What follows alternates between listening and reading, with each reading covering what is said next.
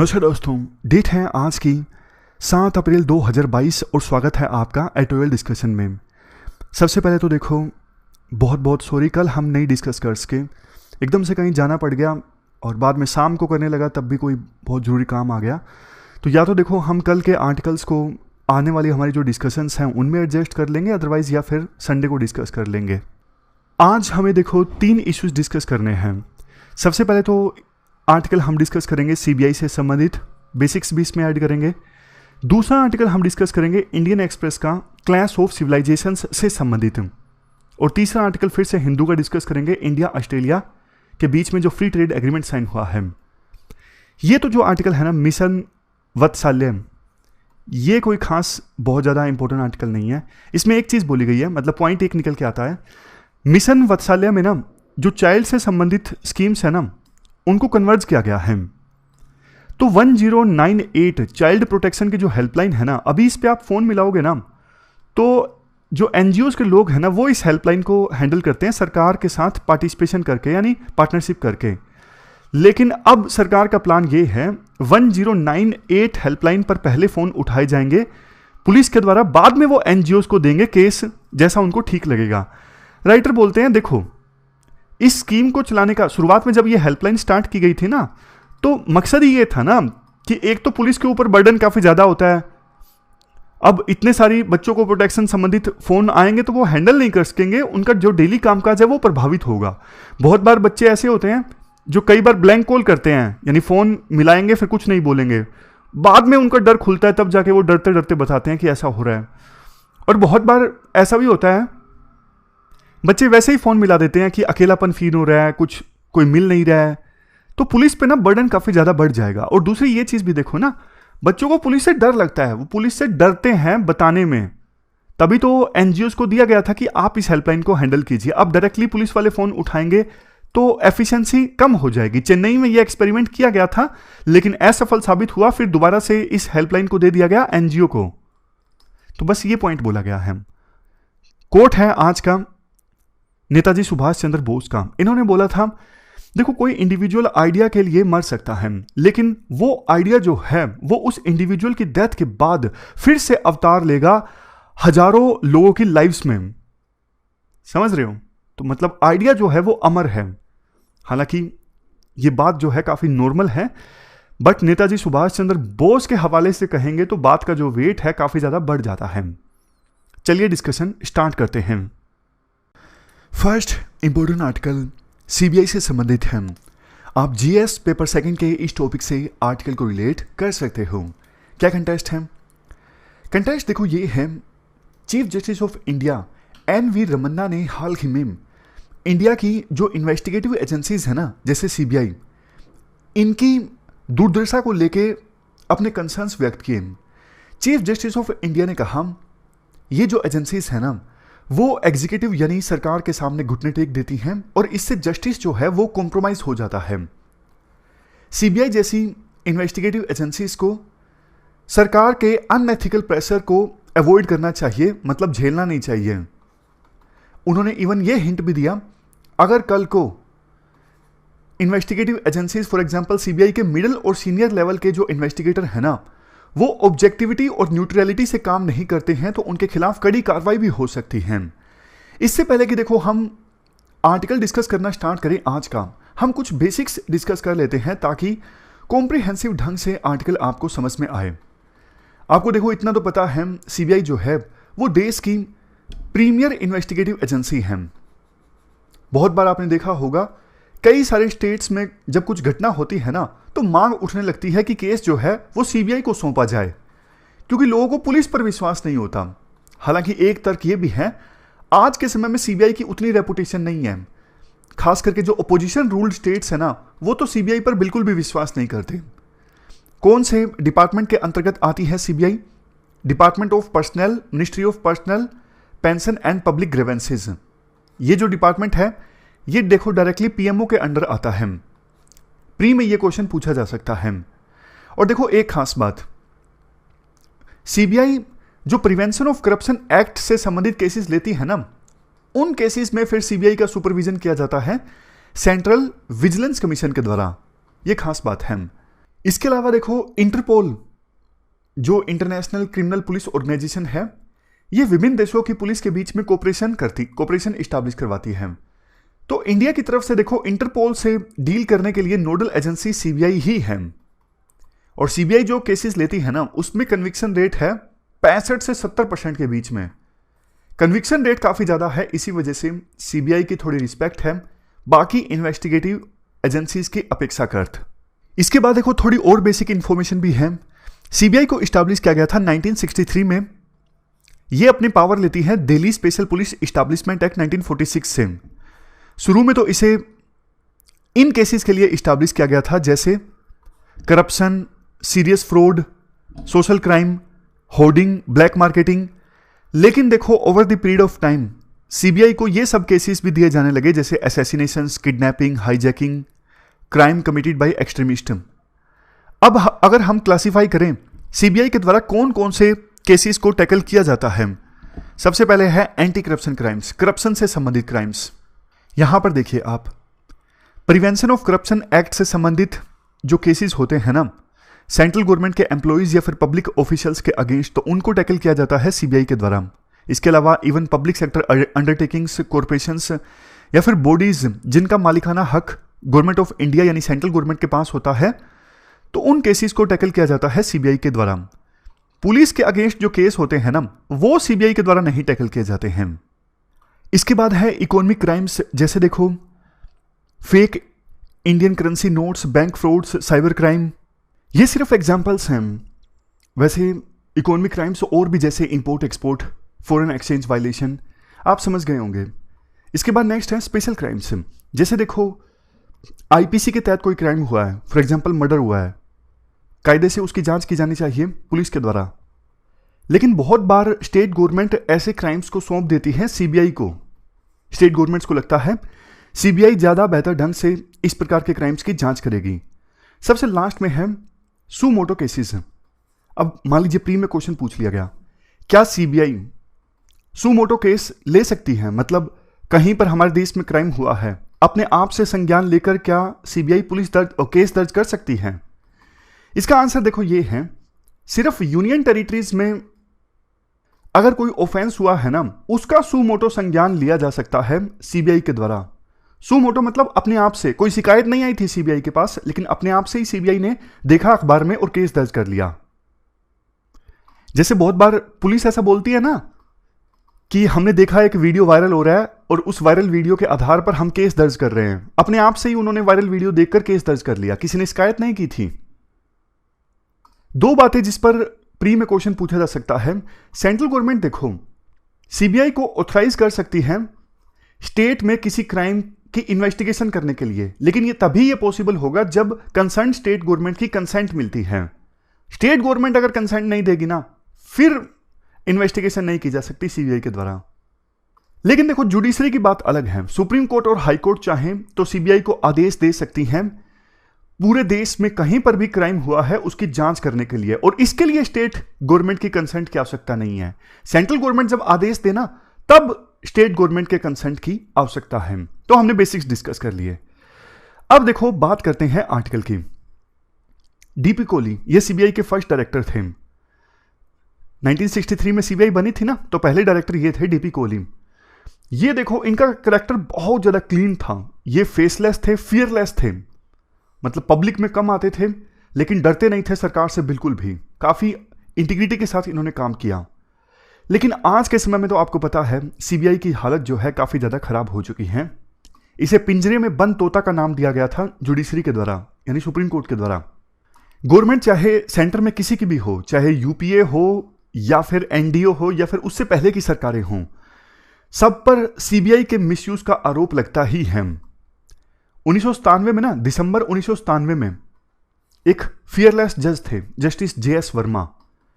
इन्होंने उस समय के सीबीआई डायरेक्टर को कड़ी फटकार लगाई। हवाला का केस चल रहा था, सीबीआई ने केस बंद कर दिया था, मतलब इन्वेस्टिगेशन रोक दी थी। तो जस्टिस जेएस वर्मा ने कहा कि अरे भैया तुम अपनी मनमर्जी के हिसाब से इन्वेस्टिगेशन बंद कर देते हो, इससे क्या संकेत जाएगा आपके सबऑर्डिनेट्स पर, ऐसा क्यों करते हो तुम? तो जस्टिस वर्मा ने ना फिर गाइडलाइंस दी थी। जस्टिस वर्मा के मत के अनुसार अगर सीबीआई डायरेक्टर ही कॉम्प्रोमाइज हो जाता है तो पूरी ऑर्गेनाइजेशन कॉम्प्रोमाइज हो जाती है। तो सीबीआई के डायरेक्टर कैसा होना चाहिए, इस संदर्भ में उनके सिलेक्शन से संबंधित उन्होंने कुछ गाइडलाइंस दी थी कि 3 सदस्यों का एक पैनल सीबीआई के डायरेक्टर को सिलेक्ट करेगा। अब उसमें लीडर ऑफ अपोजिशन, प्रधानमंत्री और चीफ जस्टिस ऑफ इंडिया हैं। अगर यूपीएससी क्वेश्चन पूछ ले कि सीबीआई के डायरेक्टर के नाम को कौन सिलेक्ट करता है, पैनल में 3 लोग हैं, प्रधानमंत्री, leader of opposition in Lok Sabha और तीसरे नंबर पे chief justice of India. Even justice JS Verma ने यह कहा कि सीबीआई के डायरेक्टर का जो कार्यकाल है ना, कम से कम 2 साल का जरूर होना चाहिए। उससे पहले तो ना इतना इंसान कपड़े नहीं बदलता जितना कि सीबीआई के डायरेक्टर को बदल दिया जाता था। हालांकि सिर्फ ये कहने वाली बात है, लेकिन पॉइंट आप समझ गए होंगे। इसके बाद आर्टिकल में कहा जाता है, देखो 2-3 चीजें हैं यहां पर। पहली चीज यह बोलना कि सीबीआई पूरी तरह से कॉम्प्रोमाइज्ड है, सभी केसेस जो पॉलिटिकल लीडर्स हैं उनके कहने पर हैंडल किए जाते हैं, यह तो गलत होगा। मतलब देखो सीबीआई के पास जो केसेस जाते हैं ना, सिर्फ 10% केसेस ऐसे होते होंगे जिनमें पॉलिटिकल एंगल इन्वॉल्व होता होगा। बाकी तो सीबीआई अच्छा काम करती है बाकी केसेस में, लेकिन वो केस ना पॉलिटिकल जो केसेस होते हैं वो ज्यादा हाईलाइट होते हैं, और उनमें अगर सीबीआई कॉम्प्रोमाइज हो जाए तो पूरी की पूरी छवि बिगड़ जाती है। और कई सारे केसेस में तो कोर्ट भी निगरानी करती है सीबीआई की कि आप कैसे जांच कर रहे हो, तो ऑफिसर्स में डर भी होता है। लेकिन बावजूद इसके देखो, यह कहना तो गलत होगा कि ऑफिसर्स सरकार की मानते नहीं है, सरकार के इशारों पर काम नहीं करते।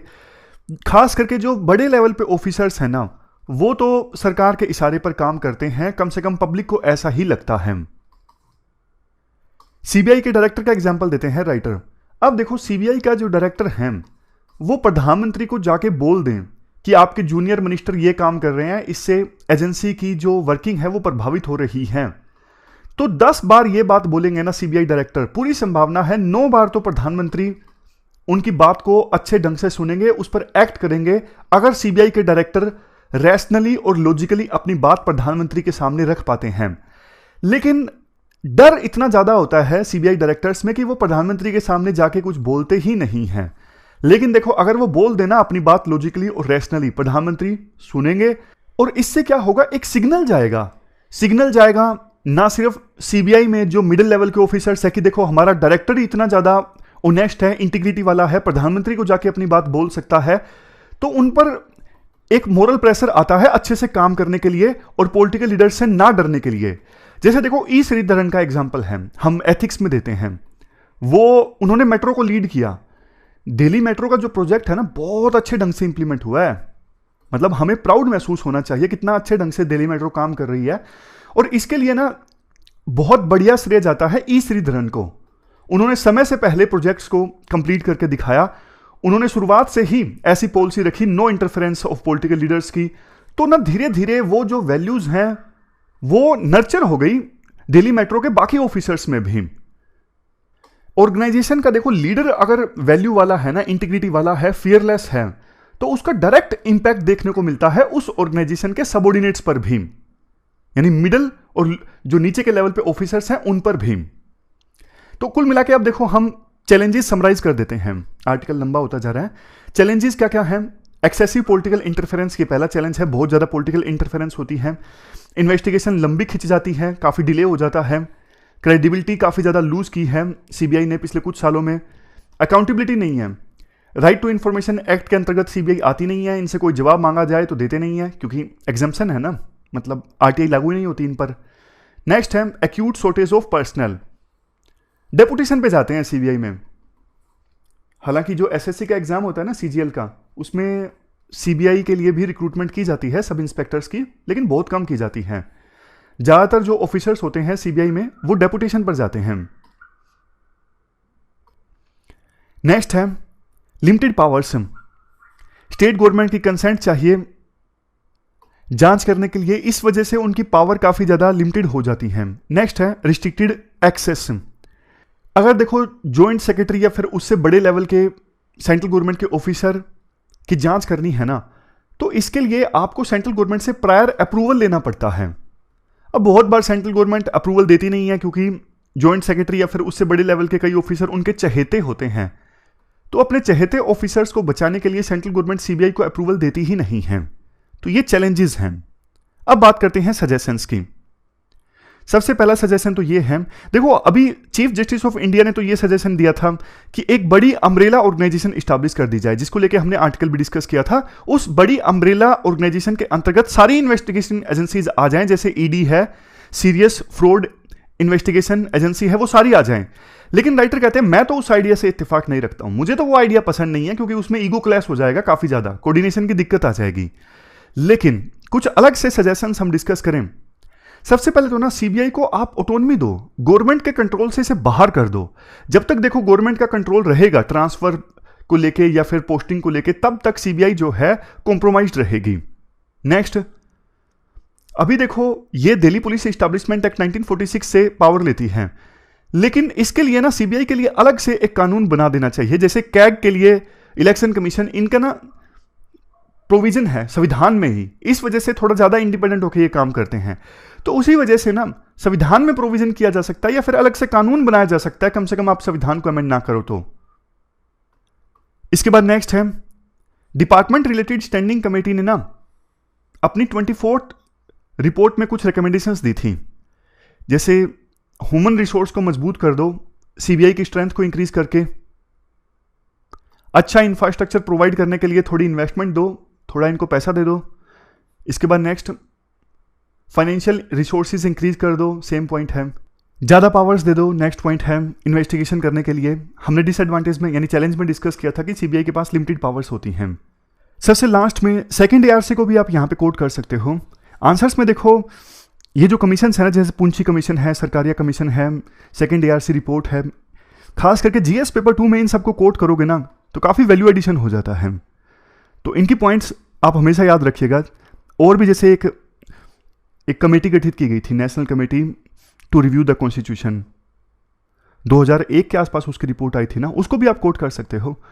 तो सेकंड एआरसी में सजेस्ट किया गया कि एक नया कानून बनाना चाहिए सीबीआई की वर्किंग को गवर्न करने के लिए।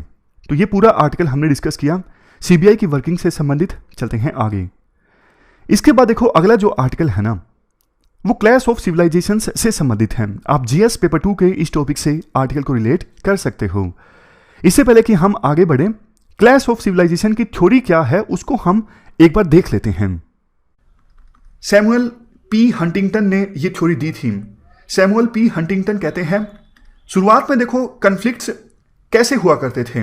विभिन्न राजा या फिर मोनार्क अपनी अपनी टेरिटरी को एक्सपेंड करने की कोशिश किया करते थे और आपस में कन्फ्लिक्ट हो जाता था।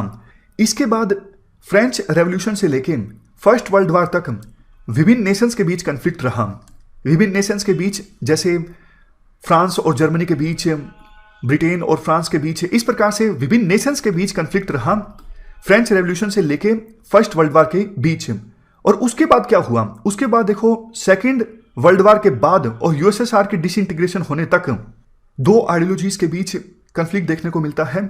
एक तरफ यूएसए और यूएसए के अलाय कंट्रीज की यानी वेस्टर्न कंट्रीज की लिबरलिज्म की आइडियोलॉजी, और दूसरी तरफ यूएसएसआर और यूएसएसआर के अलाय कंट्रीज की कम्युनिज्म की आइडियोलॉजी। इन दोनों आइडियोलॉजी की वजह से कन्फ्लिक्ट देखने को मिलता है कोल्ड वॉर के दौरान। लेकिन क्या कोल्ड वॉर के खत्म होने के बाद कन्फ्लिक्ट नहीं होगा? इस मुद्दे पर देखो अलग अलग सेकुलर्स की अलग अलग राय है, और सैमुअल पी हंटिंगटन की राय यह है कोल्ड वॉर के खत्म होने के बाद वर्ल्ड में कन्फ्लिक्ट तो होगा, लेकिन ये सिविलाइजेशन कन्फ्लिक्ट होगा। सैमुअल पी हंटिंगटन के अनुसार 8 मेन सिविलाइजेशंस इमर्ज होके आएंगी। कौन कौन सी, यहां पर आप लिस्ट देख सकते हो। वेस्टर्न सिविलाइजेशन, कन्फ्यूशियन सिविलाइजेशन, ये जो चाइनीज सिविलाइजेशन है, Japanese civilization, Islamic civilization, Hindu civilization, और Slavic, Orthodox, Latin American, African. Slavic Orthodox मतलब ये जो ऑर्थोडॉक्स क्रिश्चियनिटी है रशिया में देखने को मिलती है। तो ये 8 सिविलाइजेशंस इमर्ज होके आएंगी। ये जो सिविलाइजेशन है, जैसे हर एक सिविलाइजेशन, हिंदू सिविलाइजेशन का अपना एक धर्म है, हिंदू धर्म, अपना एक अलग से कल्चर है। उसी प्रकार से वेस्टर्न सिविलाइजेशन का अलग से अपना धर्म है, अलग से अपना कल्चर है। तो कोल्ड वॉर के खत्म होने के बाद जो कन्फ्लिक्ट होगा इन 8 सिविलाइजेशंस के बीच होगा। और क्यों होगा? क्योंकि देखो ग्लोबलाइजेशन अब एक रियलिटी है।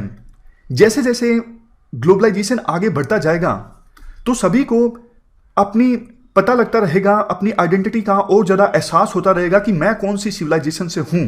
यानी डिफरेंसेस विभिन्न सिविलाइजेशंस के लोगों के बीच और ज़्यादा स्टार्क होते जाएंगे। देखो, जब कोल्ड वॉर के दौरान दो आइडियोलॉजीज के बीच लड़ाई थी तो यह पूछा जाता था कि आप किस साइड हो, आप लिबरलिज्म की साइड हो या फिर कम्युनिज्म की साइड हो। लेकिन सिविलाइजेशंस के बीच जब लड़ाई होगी तो कोई नहीं पूछेगा कि आप किस साइड हो, यह पूछा जाएगा सिर्फ कि आप कौन हो, आप किस सिविलाइजेशन से हो। इसका मतलब क्या हुआ? इसका मतलब यह हुआ कि आइडियोलॉजीज के बीच जो लड़ाई थी वो इतनी इंटेंस लड़ाई नहीं थी, लेकिन ये जो सिविलाइजेशंस के बीच लड़ाई होने वाली है ये बहुत ही ज्यादा इंटेंस लड़ाई होगी।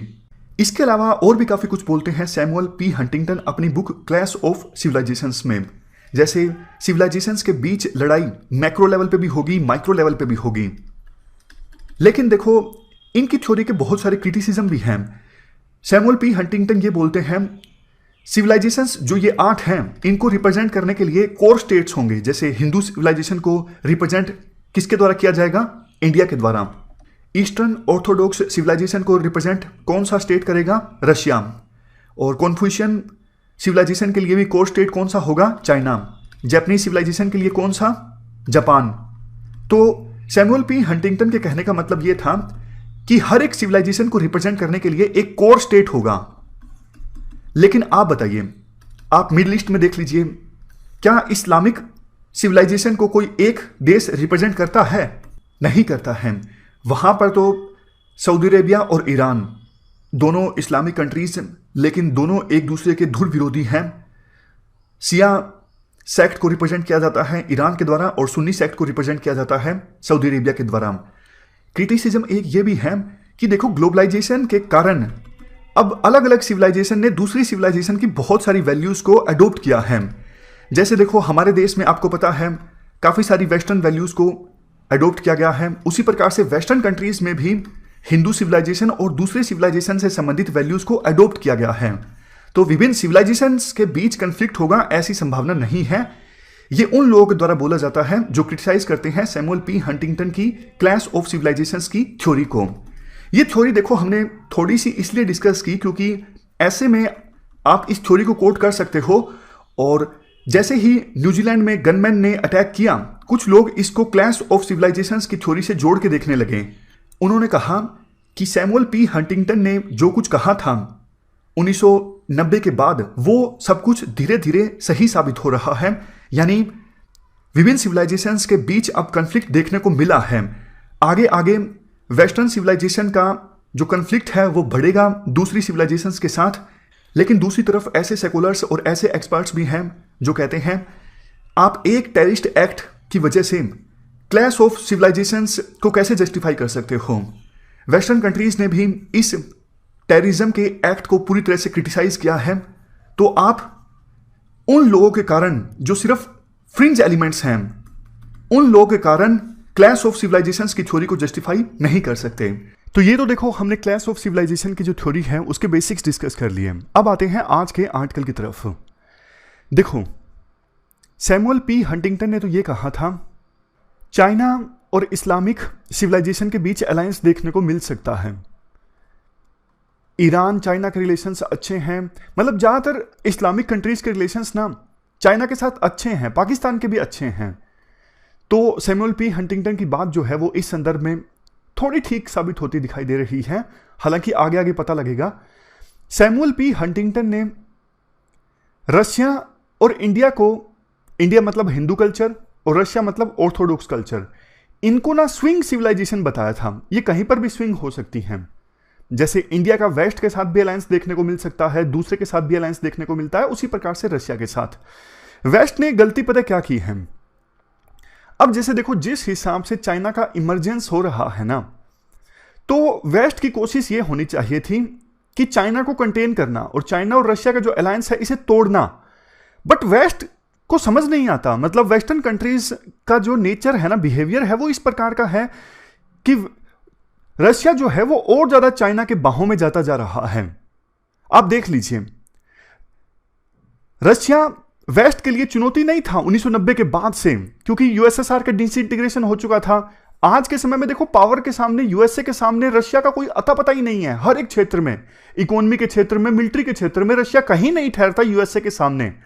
लेकिन बावजूद इसके, अगर यूएसए बोलता है हम नाटो का एक्सपेंशन करेंगे, हम यूक्रेन को भी नाटो में लेंगे, तो ये ना, वो लेमन टर्म्स में बोले तो धक्के से रशिया को छेड़ने वाली बात है। और जानबूझ के वेस्ट ने ऐसा ही किया। उनको इस बात पर फोकस ही नहीं करना चाहिए था कि यूक्रेन जो है वो न्यूट्रल ना रहे, यूक्रेन जो है वो नाटो में आए, क्योंकि रशिया आज के समय में चुनौती है ही नहीं वेस्ट के सामने। चुनौती चाइना है। लेकिन वेस्ट की गलती की वजह से ये युद्ध हुआ, और वेस्ट की गलती की वजह से रशिया जो है वो और ज्यादा कमजोर होके अब वो चाइना की बात मानेगा, यानी चाइना इससे और ज्यादा मजबूत होगा। ये बात ना राइटर इसलिए बोलते हैं क्योंकि सैमुअल पी हंटिंगटन ने बोला था ना, रशिया की जो सिविलाइजेशन है वो भी स्विंग है, लेकिन वो अब स्विंग रह नहीं गई है।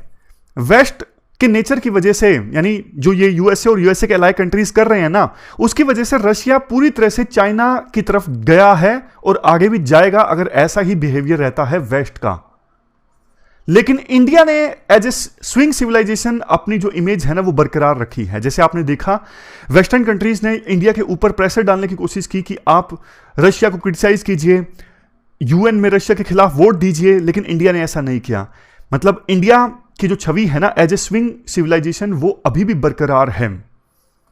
एक बात राइटर ये भी बोलते हैं, देखो रशिया के अंदर जो पॉलिसी मेकर है ना, इंक्लूडिंग पुतिन, या तो वो बहुत ही ज्यादा बेवकूफ हैं, या फिर ये जो वार उन्होंने इंपोज किया है ना यूक्रेन के ऊपर, उनके पास कोई दूसरा चारा ही नहीं था। मतलब उनको बहुत ज्यादा डर था कि यूक्रेन जो है वो नाटो के अंदर आ गया तो हमारी सिक्योरिटी पूरी तरह से कॉम्प्रोमाइज हो जाएगी, तो ये वार बहुत ज्यादा जरूरी है। या तो उन्होंने ये सोचा, या फिर वो बहुत ज्यादा बेवकूफ हैं, तब जाके उन्होंने वार स्टार्ट किया। क्यों? क्योंकि देखो, वास्तव में ना रशिया भी यूरोप के साथ इंटीग्रेट होना चाहता है। इसका सबसे बड़ा एग्जाम्पल है ये नॉर्ड स्ट्रीम पाइपलाइन। ये इस पाइपलाइन पे ना रशिया ने इतना खर्चा किया है, ये फिजिकल इंफ्रास्ट्रक्चर है, तो ये साफ साफ सबूत है कि रशिया वेस्ट के साथ इंटीग्रेट होना चाहता है। लेकिन बात वही आ जाती है जो अभी हमने डिस्कस की। अगर देखो नाटो का एक्सपेंशन अगर वेस्ट जारी रखेगा तो जाहिर तौर पर रशिया तो ऑफेंड फील करेगा ही ना। तो मतलब राइटर का तो ये मानना है साफ तौर पर, इस युद्ध की ना गलती ज्यादा वेस्ट के ऊपर है। तो ये पूरा आर्टिकल हमने डिस्कस किया क्लैश ऑफ सिविलाइजेशंस से संबंधित। चलते हैं आगे। इसके बाद next article India Australia free trade agreement से संबंधित है। आप जीएस पेपर सेकंड के इस टॉपिक से आर्टिकल को रिलेट कर सकते हो। आपको याद होगा कुछ दिनों पहले इंडिया और यूएई का एक फ्री ट्रेड एग्रीमेंट साइन हुआ था। अब ऑस्ट्रेलिया का भी इंडिया के साथ फ्री ट्रेड एग्रीमेंट साइन हो गया है, जो कि काफी अच्छी बात है। फ्री ट्रेड एग्रीमेंट से देखो फायदा होता है। ऑस्ट्रेलिया भी इस फ्री ट्रेड एग्रीमेंट के लिए डेस्परेट था। क्यों? क्योंकि चाइना के साथ उनके रिलेशंस अच्छे नहीं है कोविड के बाद से। तो चाइना भी इंडिया की फॉर्म में एक बड़ी मार्केट देखता है। चाइना को पहले उनका जो एक्सपोर्ट होता था ना वो थोड़ा कम होगा रिश्ते खराब होने की वजह से, तो उसको वो कंपनसेट करना चाहते थे इंडिया के साथ फ्री ट्रेड एग्रीमेंट साइन करके। और इंडिया ने भी देखो आरसीईपी ज्वाइन नहीं किया था, रीजनल कॉम्प्रिहेंसिव इकोनॉमिक पार्टनरशिप, जिसमें पहले 16 देश होने थे लेकिन इंडिया ने ज्वाइन नहीं किया। आखिरकार 15 देशों ने मिलकर ये एग्रीमेंट साइन किया। तो इंडिया भी अब ज्यादा से ज्यादा फ्री ट्रेड एग्रीमेंट साइन करना चाहता है। यूएई के साथ साइन कर लिया है, अब ऑस्ट्रेलिया के साथ भी साइन हो गया है, अब यूके के साथ भी साइन होगा, और भी जो नेगोशिएशंस हैं वो चल रही हैं। देखो इस ऑस्ट्रेलिया के साथ साइन हुए फ्री ट्रेड एग्रीमेंट के तहत ऑस्ट्रेलिया जो माल अभी इंडिया को एक्सपोर्ट करता है ना, उसमें से 85% माल अब ऐसा होगा जिस पे टैरिफ नहीं लगेगा, जिसकी पूरी वैल्यू है $12.6 बिलियन। ऑस्ट्रेलिया के लिए ना इंडिया की इंपॉर्टेंस काफी ज्यादा है, क्योंकि देखो 2021-22 में इंडिया की इकोनॉमी 9% की ग्रोथ रेट से आगे बढ़ेगी। इंडिया की जो इकोनॉमी है वर्ल्ड की फास्टेस्ट ग्रोइंग मेजर इकोनॉमी है। आज ऑस्ट्रेलिया के बिजनेसेस के सामने इंडिया की मार्केट में बहुत ज्यादा अपॉर्चुनिटीज हैं। पिछले 5 सालों में इंडिया और ऑस्ट्रेलिया के बीच जो 2-वे ट्रेड है ना वो डबल हो चुका है। अब देखो अनुमान ये है, जो India Australia economic cooperation and trade agreement है ना, ये नाम लिखिएगा, फ्री ट्रेड एग्रीमेंट मत लिखिएगा, मतलब है फ्री ट्रेड एग्रीमेंट ही, लेकिन स्पेसिफिक जो नाम है India Australia economic cooperation and trade agreement. इस एग्रीमेंट के बाद बायलैटरल ट्रेड $36.7 बिलियन से बढ़ के $60 बिलियन हो जाएगा। ये कुछ प्रोडक्ट्स हैं ऑस्ट्रेलिया जो एक्सपोर्ट करता है इंडिया को, इस पे से टैरिफ जो है वो एलिमिनेट कर दिया जाएगा, जैसे कोल, लेंटिल्स, सिप मीट, वूल, लोबस्टर्स, रेयर अर्थ, ये सब। और इंडिया ने भी जो लेबर इंटेंसिव इंडस्ट्रीज है ना, उनके प्रोडक्ट के एक्सपोर्ट पर टैरिफ को रिमूव करवाया है इस फ्री ट्रेड एग्रीमेंट के तहत। और इंडिया के बहुत सारे लोग वहां पे जो काम करने के लिए जाते हैं, उनके लिए भी स्पेशल प्रोविजंस हैं इस एग्रीमेंट के तहत। यहां पर देखो, ये जो डील है ना ऑस्ट्रेलिया के साथ, ये सर्विस एक्सपोर्ट को भी इनहेंस करेगी। यानी इंडिया से अब ज़्यादा लोग जा सकेंगे ऑस्ट्रेलिया में काम करने के लिए। शेफ जो खाना बनाते हैं उनके लिए कोटा है, योगा टीचर्स के लिए कोटा है, और इंडियन स्टूडेंट्स जिन्होंने वहाँ पे एजुकेशन हासिल की है, वो रेसिप्रोकल बेसिस पर उनको वर्क मिल सकता है 2 से 4 साल के बीच पढ़ाई ख़त्म करने के बाद में। प्रोफेशनल सर्विसेज को दोनों देश म्यूचुअली रिकॉग्नाइज करेंगे। Holiday visa arrangements for young professionals. तो देखो, जब ज़्यादा प्रोफेशनल्स ऑस्ट्रेलिया में काम करने के लिए जाएंगे तो पीपल टू पीपल जो टाइज है ना, वो और ज़्यादा मजबूत होंगे ऑस्ट्रेलिया के साथ में। जब देखो ये फ्री ट्रेड एग्रीमेंट साइन हुआ ना, एक इंडिया के एम्बेसडर जो पहले थे ऑस्ट्रेलिया में, उन्होंने ट्वीट किया कि आप ना स्ट्रेटेजिक मैसेज भी देखिए इस फ्री ट्रेड एग्रीमेंट का। जैसे देखो, इंडो पैसिफिक रीजन में अब इंडिया और ऑस्ट्रेलिया के जो इंटरेस्ट है ना, वो कन्वर्ज हो रहे हैं, क्योंकि दोनों का सेम दुश्मन है चाइना। और टाइमिंग भी देखिए, इंडिया ने रशिया को क्रिटिसाइज करने से मना कर दिया। यूक्रेन जो वार चल रहा है ना, इस मुद्दे पर इंडिया ने रशिया को क्रिटिसाइज करने से मना कर दिया वेस्ट के दबाव के बावजूद।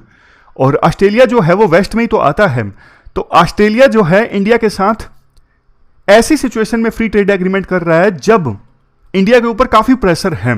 तो इसका मतलब इंडिया ऑस्ट्रेलिया के जो रिलेशंस है ना, वो अब रिजिलियंट हो चुके हैं, मतलब बाकी चीजों का उस पर असर नहीं हो रहा है। इंडिया ऑस्ट्रेलिया इसके अलावा क्वाड में भी है, मैरीटाइम सिक्योरिटी पे आपस में कोऑपरेट कर रहे हैं। कुल मिला के लास्ट में ये बोला जाता है, देखो एक वो भी समय था जब कोल्ड वॉर था, तो इंडिया और ऑस्ट्रेलिया दोनों अलग अलग ग्रुप में थे। इंडिया के ऊपर आरोप लगता था कि वो यूएसएसआर के साथ ज़्यादा खड़ा दिखता है, वैसे इंडिया बोलता था कि हम नैम में हैं, और ऑस्ट्रेलिया तो जाहिर तौर पर यूएसए के साथ था। इंडिया ने जब 1998 में,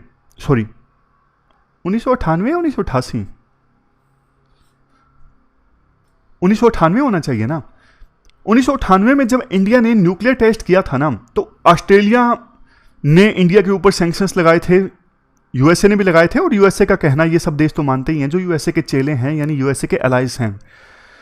उसके बाद 2009-2010 में ना ऑस्ट्रेलिया में इंडियन स्टूडेंट्स के ऊपर काफ़ी अटैक हुए थे, तो इंडिया में काफ़ी, आप कह सकते हो, प्रोटेस्ट देखने को मिला था ऑस्ट्रेलिया के अगेंस्ट। लेकिन अब वो जो इंसिडेंट्स है ना, वो बीते दौर की बात हो चुकी हैं। अब इंडिया ऑस्ट्रेलिया के रिलेशंस काफ़ी ज़्यादा अच्छे हो गए हैं, और फ्री ट्रेड एग्रीमेंट उसी को रिफ्लेक्ट करता है।